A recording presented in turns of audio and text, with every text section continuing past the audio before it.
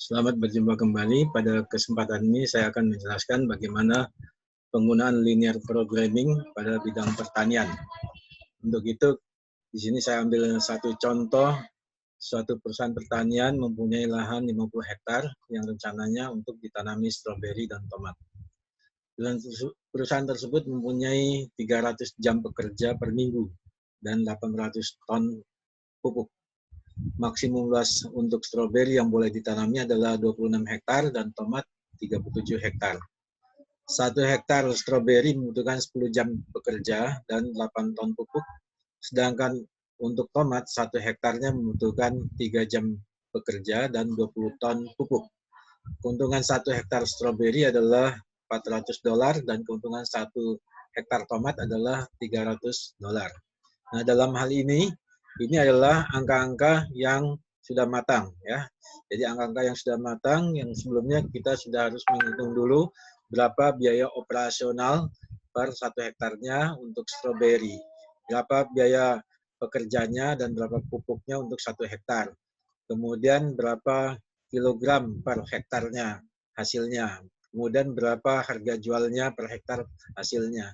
Nah, selisihnya antara hasil penjualan dengan biaya operasional per hektarnya, maka didapatkan keuntungan per hektarnya, baik untuk stroberi maupun untuk tomat. Nah, selanjutnya kita akan merumuskan program linear programmingnya adalah seperti berikut.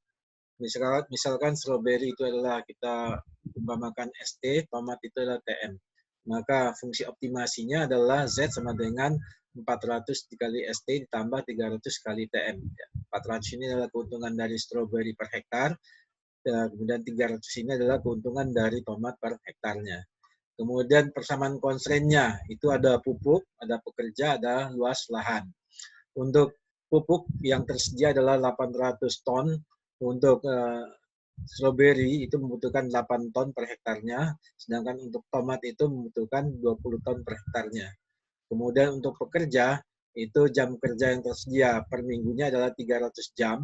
Kemudian untuk stroberi dibutuhkan 10 jam kerja. Kemudian untuk tomat dibutuhkan 3 jam kerja. Kemudian luas lahan yang tersedia adalah 50 hektar. Jumlah luas lahan stroberi dan ditambahkan dengan tomat itu harus lebih kecil dari 50 hektar. Kemudian ada batasan lainnya adalah untuk stroberi itu tidak boleh lebih dari 26. Kemudian untuk tomat itu tidak boleh lebih dari 37. Nah, demikian ini rumusan dari persamaan linear programmingnya. Dengan adanya persamaan ini, maka kita akan masuk menggunakan untuk perhitungan di dalam program Power for Windows-nya. Kita masuk ke dalam program Power for Windows. Untuk program Power for Windows ini, kita mulai dari modulnya di sini. Kita klik linear programming ya. Kemudian dari linear programming ini kita klik new. Ya. Kemudian constraint-nya ada 5. Kemudian variabelnya ada 2. Objektifnya adalah maximize. Kemudian OK. Ya. Kemudian X-nya ini kita ganti dengan strawberry, ST. Kemudian X2-nya adalah TM. Ya. Kemudian selanjutnya adalah maximize-nya 400 untuk keuntungan strawberry. Kemudian 300 untuk keuntungan tomat. Kemudian constraint 1. Constraint 1 di sini kita ganti dengan penggunaan constraint 1 itu adalah penggunaan pupuk. Ya, pupuk. Ya. Ini kita ketikkan pupuk. Pupuk itu adalah di sini adalah 8 ton untuk stroberi, kemudian 20 ton untuk tomat. Ini harus lebih kecil dari 800. Oke. Kemudian yang kedua adalah jam kerja. Jam kerja. Kemudian untuk jam kerja ini adalah 10 jam untuk stroberi, 3 jam untuk tomat. Jam kerja yang tersedia adalah 300. Kemudian yang berikutnya adalah luas lahan atau luas tanah. Luas tanah itu adalah 50, di mana masing-masing stroberi dan tomat itu ya. Itu harus lebih kecil dari 50. Kemudian yang selanjutnya adalah luas strawberry. Luas strawberry ini adalah di sini 1, sini 0, sini lebih kecil daripada 26. Kemudian ini adalah luas, yang berikutnya adalah luas tomat. Luas tomat ini 0, kemudian 1, ini lebih kecil dari 37 ya.